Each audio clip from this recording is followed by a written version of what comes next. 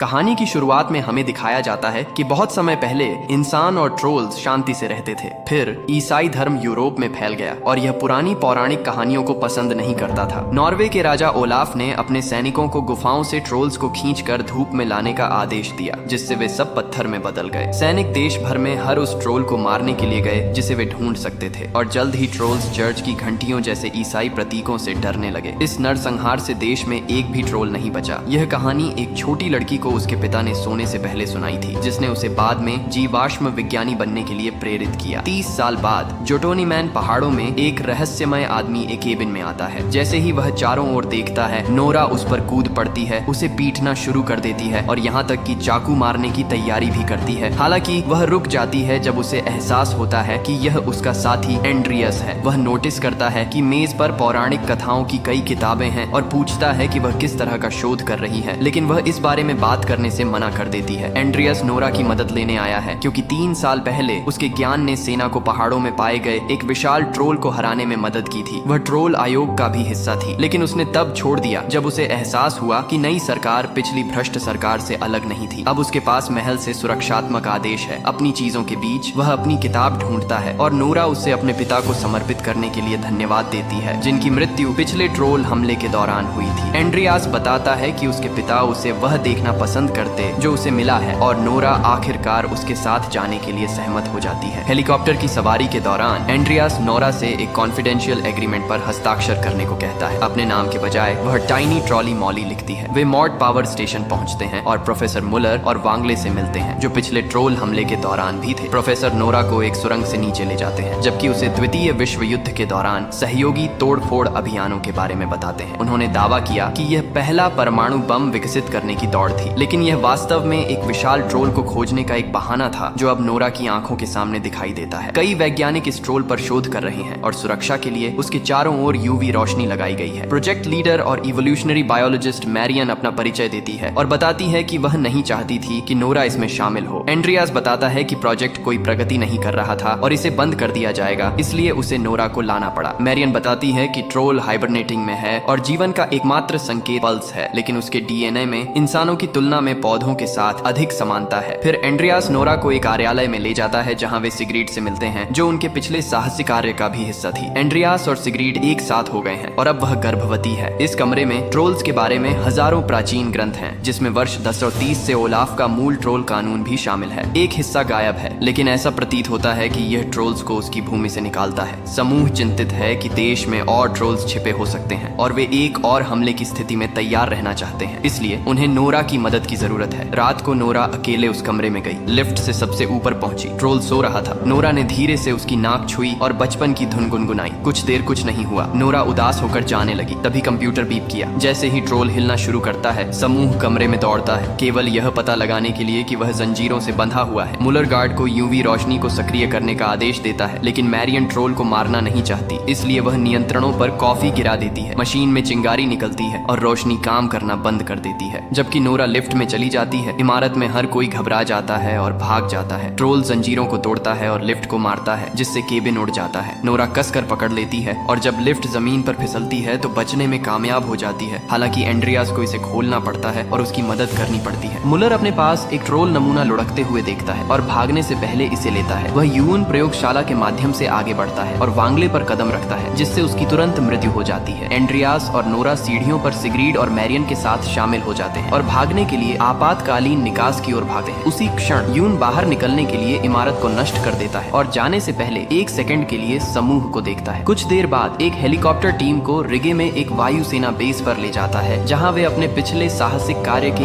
एक और दोस्त क्रिस से मिलते हैं, जो मेजर के पद पर होता है। जब वे एक सम्मेलन कक्ष में प्रतीक्षा करते हैं तो नोरा मैरियन के साथ बहस करना शुरू कर देती है कि वह ट्रोल्स की बेहतर देखभाल क्यों नहीं करती। उन्हें प्रधानमंत्री ब्रिनमैन के आने से बाधित किया जाता है, जो कहते हैं कि उन्होंने हमेशा सोचा था कि यह प्रोजेक्ट बहुत जोखिम भरा है। मैरियन अभी भी अनुसंधान के लिए ट्रोल को पकड़ना चाहती है, जबकि नोरा बताती है कि आप प्रकृति की शक्तियों को नियंत्रित नहीं कर सकते। ब्रिनमैन अनुसंधान जारी रखना पसंद करेंगे, लेकिन उनकी प्राथमिकता अपने लोगों को बचाना है, इसलिए वह चाहते हैं कि सेना ट्रोल को मार डाले। नोरा बहुत क्रोधित हो जाती है क्योंकि पिछली बार उन्होंने एक निर्दोष ट्रोल को मार डाला था, इसलिए ब्रिनमैन बताते हैं कि उन्होंने उस हमले के दौरान अपने भाई को खो दिया था और वह वही गलतियां नहीं करना चाहते। बैठक के बाद एंड्रियास नोरा को पत्थर का एक टुकड़ा पकड़े हुए देखता है। यह उनके द्वारा मारे गए आखिरी ट्रोल का हिस्सा है और वह इसे अपनी गलतियों की याद दिलाने के लिए रखती है। एंड्रियास बताते हैं कि उन्होंने भी ऐसा ही किया और कहते हैं कि लोग गलतियों से बढ़ते हैं ताकि वे लड़ते रह सकें। प्रेरित महसूस करते हुए नोरा एंड्रियास को क्रिस की टीम के साथ बैठक में खींचती है। वह उन्हें निर्देश देता है कि वे ट्रोल पर कैसे हमला करेंगे और उन्हें तैयार होने के लिए भेजता है। नोरा क्रिस से पूछने की कोशिश करती है कि क्या वह उसे आने देगा और क्रिस मना कर देता है। इसलिए नोरा कहती है कि वह उसके पिता का आर्नी है जो पिछले ट्रोल द्वारा मारे गए थे, जिससे उसका मन बदल जाता है। मैरियन भी उनके साथ शामिल हो जाती है और क्रिस उन्हें दिखाता है कि सेना ने ट्रोल शिकार के लिए अपने चॉपर्स को यूवी रोशनी से लैस किया है। इस बीच बुस्करू में एक स्की रिसोर्ट में लोग मजा ले रहे हैं। अचानक इमारत हिलना शुरू हो जाती है और डिस्को बॉल डांस फ्लोर के बीच में गिर जाती है। भीड़ को कुछ गुर्राने की आवाज आती है। इससे पहले कि यून छत फाड़ दे और अंदर झांकता है, यून दहाड़ता है और अंदर पहुंचता है, जिससे वे घबराकर भाग जाते हैं। लोग भागते हैं, इमारतें गिरती हैं और ट्रोल कई लोगों को खा जाता है। जल्द ही हेलीकॉप्टर आते हैं और यूवी लाइट चालू करते हैं। ट्रोल के पास उड़ान भरकर वे उसके शरीर पर कई वार करते हैं। यून उन पर एक बिजली का खंभा फेंकता है, जिससे एक चॉपर को गंभीर नुकसान होता है। क्रिस अपने साथी पायलट की जांच करता है, जो उसे बताता है कि उसके साथ लड़ना सम्मान की बात है। उसका हेलीकॉप्टर फिर नीचे चला जाता है और एक बड़े विस्फोट में दुर्घटनाग्रस्त हो जाता है, जिसमें अंदर मौजूद सभी लोग मारे जाते हैं। क्रिस गुस्से में है और बदला लेने के लिए भूखा है, लेकिन उसके चॉपर को भी कुछ नुकसान हुआ है और नोरा उसे कुछ भी बेवकूफी न करने के लिए कहती है। जैसे ही क्रिस अपने दुश्मन को देखता है, यून जाने का फैसला करता है। बाद में क्रिस अपने दोस्त के लिए कुछ शब्द कहने के लिए दुर्घटना स्थल के पास जाता है। मैरियन को विश्वास नहीं हो रहा है कि ट्रोल्स इतने निर्दयी थे, लेकिन नोरा स्पष्ट करती है कि आखिरी वाला ऐसा नहीं था, वह बस घर जाना चाहता था। वह सोचती है कि उन्होंने ऐसा व्यवहार इसलिए किया क्योंकि इंसान सालों से उनके साथ दुर्व्यवहार कर रहे हैं। एंड्रिया सोचता है कि क्या वे यून के साथ संवाद कर सकते हैं और नोरा कहती है कि वह किसी ऐसे व्यक्ति को जानती है जो मदद कर सकता है। लेया में एक आदमी जिसने पिछले हमले के दौरान अपना घर खो दिया था, आखिरकार उसकी मरम्मत पूरी कर चुका है। अचानक मेज हिलती है और उसका कुत्ता पागलों की तरह भौंकता है। जल्द ही यून दिखाई देता है और घर पर कदम रखता है, जिससे वह फिर से नष्ट हो जाता है। डोर पहाड़ों में समूह एक प्रतिबंधित सैन्य क्षेत्र में पहुंचता है और वो लोग रिस्ट्रिक्टेड एरिया से अंदर जाते हैं। वे एक पुरानी गुफा में प्रवेश करते हैं और एंड्रियास दीवार पर एक चिपचिपा पदार्थ पाता है। नोरा बताती है कि यह एक शिकार गड्ढा है, जिसका उपयोग ट्रोल राजा को मारने के लिए किया गया था। उन्होंने उसके बच्चे का अपहरण कर लिया और राजा को उसकी मौत के लिए लुभाने के लिए उसे वहां छिपा दिया। अधिकतम नुकसान पहुंचाने के लिए चट्टानों में ईसाई प्रतीक उकेरे गए हैं। नोरा कहती है कि ट्रोल राजा जाल से बच गया। वास्तव में यह वही ट्रोल था जिससे वे 3 साल पहले लड़े थे। हालांकि ट्रोल बच्चे के अवशेष कभी नहीं मिले। जब समूह एक गड्ढे तक पहुंचता है तो नोरा जमीन पर ट्रोल राजा के पत्थर को टैप करती है और दूसरों से न घबराने के लिए कहती है। अचानक उनके सामने एक ट्रोल दिखाई देता है और नोरा पुष्टि करती है कि यह कहानी का बच्चा है। वह पिछले 3 सालों में कई बार इस गुफा में आई है ताकि ट्रोल उसके आसपास सहज हो सके। वह उसे अपने पिता का पत्थर दिखाती है और सूंघने के बाद वह उसकी नाक को सहलाती है। जब वह गुनगुनाता है तो ट्रोल तालमेल बिठाने के लिए खुश छोटी आवाजें निकालता है। एंड्रियास प्रभावित और उत्सुक है, इसलिए नोरा उसे सिखाती है कि यह कैसे करना है। वह नाक को छूता है और गुनगुनाता है, जिससे ट्रोल से अच्छी प्रतिक्रिया मिलती है। क्योंकि प्राणी का कोई नाम नहीं है, नोरा उसे ब्यूटीफुल कहती है। वह गंभीर हो जाती है और ट्रोल से एक एहसान मांगती है। बोवर्डिन में नोरा यून को आते हुए देखती है, इसलिए वह हवा में एक फ्लेयर गन चलाती है। फिर ब्यूटीफुल बर्फ से ऊपर उठता है और दोनों ट्रोल एक दूसरे पर गुर्राना शुरू कर देते हैं। एंड्रियास फिर करना चाहता है, लेकिन मैरियन उसे रोकती है। जब ब्यूटीफुल दहाड़ता है तो यून क्रूरता से बर्फ को तोड़ने के लिए जमीन पर जोर से पैर मारता है। नोरा जितनी जल्दी हो सके दौड़ना शुरू कर देती है और अंत में गिर जाती है, इसलिए क्रिस को उसकी मदद करनी पड़ती है। दुख की बात है कि ब्यूटीफुल समय पर प्रतिक्रिया नहीं करता है और बर्फीले पानी में गिर जाता है। अंततः डूबने से पहले कुछ सेकंड के लिए तैरने के लिए संघर्ष करता है। फिर यून समूह के पीछे आता है, इसलिए वे हेलीकॉप्टर में जाने के लिए भागते हैं। जब यह उड़ान भरता है तो यून इसे गिराने की कोशिश करता है, लेकिन वे चकमा देने और दूर उड़ने में कामयाब होते हैं। नोरा उस छेद को देखती है जहां ब्यूटीफुल डूब गया था, जिससे वह टूट जाती है। एक हवाई एम्बुलेंस बेस पर नोरा मैरियन को वह कहानी बताती है कि वह एक बार ब्यूटीफुल को गुफा से बाहर निकालने में कैसे कामयाब हुई थी। उसने कुछ भी नष्ट करने की कोशिश नहीं की, वह बस बैठ गया और थोड़ी देर के लिए तारों को देखा, इससे पहले कि वह उस गुफा में वापस चला गया जहां वह सुरक्षित महसूस करता है। सब लोग यून के किस जगह पर है जानने के लिए ट्रैक करने वाले मैप को देखता है और मैरियन को पता चलता है कि यह तीर्थ यात्री मार्ग है जो उत्तर में निडारोस तक जाता है। नोरा अपने नोट्स की जांच करती है और अपने पिता की कहानियों को याद करती है। निडारोस तब राजधानी थी और ओलाफ ने वहां से शासन किया था। इसका मतलब है कि यून का लक्ष्य बदला है। वे ट्रॉनहेम के लिए उड़ान भरते हैं ताकि नोरा के पिता के एक पुराने दोस्त एस्थेर से मिल सके। वह उन्हें नदारो कैथेड्रल दिखाती है, जिसका निर्माण 1070 और 1300 के बीच हुआ था और बाद में इसका नाम बदलकर हार्ट ऑफ नॉर्वे कर दिया किया गया। यहाँ चर्च ने बिना दया के देश पर शासन किया। चूंकि वे एक चर्च में प्रवेश कर रहे हैं, क्रिस अपने हथियार प्रवेश द्वार पर छोड़ देता है। नोरा बताती है कि वह ओलाफ की कब्र के लिए यहाँ है, इसलिए एस्थेर उन्हें एक अंडरग्राउंड टनल में ले जाते हैं। वह सोचती है कि चर्च ने ओलाफ को क्यों मारा, क्योंकि वह कथित तौर पर उनके लिए बहुत महत्वपूर्ण था। यह अनुमान लगाते हुए कि उनकी असहमति थी, वे एक खाली कमरे में प्रवेश करते हैं और एस्थेर बताती है कि लोग सालों से कब्र को ढूंढ रहे हैं, लेकिन कोई फायदा नहीं हुआ। मैरियन उसी प्रतीक को नोटिस करती है जिसे उन्होंने गुफा में देखा था, इसलिए समूह भी खोजना शुरू कर देता है। उन्हें एक दीवार पर ओलाफ का एक भित्ति चित्र मिलता है और जब एंड्रियास इसे छूता है तो एक छोटा सा टुकड़ा गिर जाता है और ओलाफ के पेट में एक छेद छोड़ देता है। एस्थेर को याद आता है कि अंतिम लड़ाई के दौरान ओलाफ उसके पेट, उसकी जांघ और उसकी गर्दन में घायल हो गया था। वह उन सभी धब्बों को छूती है और दीवार के टुकड़े ढीले हो जाते हैं, जिससे छेद प्रकट होते हैं जहां घाव होने चाहिए। नोरा छेदों में मशालें डालती है और जैसे ही वह उन्हें मोड़ना शुरू करती है, वे दीवार में यांत्रिक शोर सुन सकते हैं। जब तीनों मशालें पूरी तरह से मुड़ जाती हैं, तो एक दरवाजा दिखाई देता है और एंड्रियास इसे खोलने में उसकी मदद करता है। समूह दूसरी तरफ के कक्ष में प्रवेश करता है और अंततः एक तालाब के बीच में ओलाफ की कब्र पाता है। नोरा ताबूत खोलना चाहती है और एस्थेर सोचती है कि यह अपमानजनक होगा, इसलिए नोरा को उसे याद दिलाती है कि यह एक आपातकाल है। वे भारी ढक्कन को एक साथ धक्का देते हैं और अंदर उन्हें ओलाफ का कंकाल उसकी तलवार पकड़े हुए मिलता है। चूंकि यह चांदी से बनी है, ये जंग नहीं लगी है, लेकिन इसका मतलब यह भी है कि यह एक वास्तविक हथियार के रूप में बेकार है। ओलाफ की जेब के अंदर उन्हें ट्रोल कानून का लापता टुकड़ा मिलता है। समूह सिगरेट को कागज की एक तस्वीर भेजने के लिए कक्ष छोड़ देता है, जो इसे संस्थान में आधे के साथ एक साथ रखती है। अब वे पूरा पाठ पढ़ सकते हैं और जान सकते हैं कि ओलाफ ट्रोल्स को देश से बाहर निकालने के खिलाफ था। चर्च ने उसे मार डाला ताकि वे नरसंहार को अंजाम दे सकें। यून ओलाफ से बदला नहीं लेना चाहता, वह मानवता से बदला लेना चाहता है। इस बीच रिसोर्ट पर हमले और आदमी के नष्ट हुए घर के वीडियो वायरल हो गए हैं और दुनिया भर के मीडिया में दिखाई दे रहे हैं। अन्य देशों की सरकारें चिंतित हैं कि ट्रोल क्या कर सकता है और यदि आवश्यक हो तो कार्रवाई करने की धमकी देती है। ब्रिन मैन एक प्रेस कॉन्फ्रेंस में दिखाई देते हैं और बताते हैं कि वे तीर्थ यात्री मार्ग पर सभी लोगों को निकाल रहे हैं, लेकिन उनके पास यह जवाब नहीं है कि वह इसे कैसे हल करेंगे। क्रिस को बेस पर वापस बुलाया जाता है, लेकिन वह संदेश को अनदेखा कर देता है और अपने दोस्तों के साथ रहता है ताकि वे एक साथ लड़ सकें। समूह सोचता है कि ओलाफ ने उन दिनों ट्रोल्स से लड़ने के लिए क्या इस्तेमाल किया था, क्योंकि चांदी मजबूत नहीं है। नोरा हॉली वाटर को याद करती है और पवित्र जल में एक चाकू डुबोती है, इससे पहले कि वह ट्रोल राजा के पत्थर को उससे छूती है। पत्थर तुरंत आधा टूट जाता है, जिससे पुष्टि होती है कि ट्रोल्स पवित्र जल के प्रति कमजोर हैं। उसके बाद क्रिस और मैरियन निकाले जा रहे लोगों से बात करने और उनकी मदद मांगने के लिए दौड़ते हैं। भीड़ अपने देश की रक्षा के लिए तैयार होकर उनका साथ देते हैं, जबकि एस्थेर एंड्रियास को चर्च की घंटियां बजाना सिखाती है। पवित्र जल की बाल्टी ले जाने के लिए तालाब से सैन्य ट्रकों तक एक लाइन बनती है, जिसे सैनिक अपने हथियारों को भरने के लिए उपयोग करते हैं। शाम को यून फिर दिखाई देता है और कुछ इमारतों को नीचे गिरता है। जैसे ही वह चर्च की ओर बढ़ता है, एस्थेर और एंड्रियास घंटियां बजाना शुरू कर देते हैं, जिससे यून के कान बंद करता है और वह धीमा हो जाता है। फिर सैनिक ओपन फायर करते हैं और पवित्र जल के बारूद यून के शरीर पर लगते हैं, जिससे उसे धीरे धीरे चोट लगती है। यून अपना दिमाग खो देता है और चर्च पर एक पेड़ फेंकता है, जिससे घंटियां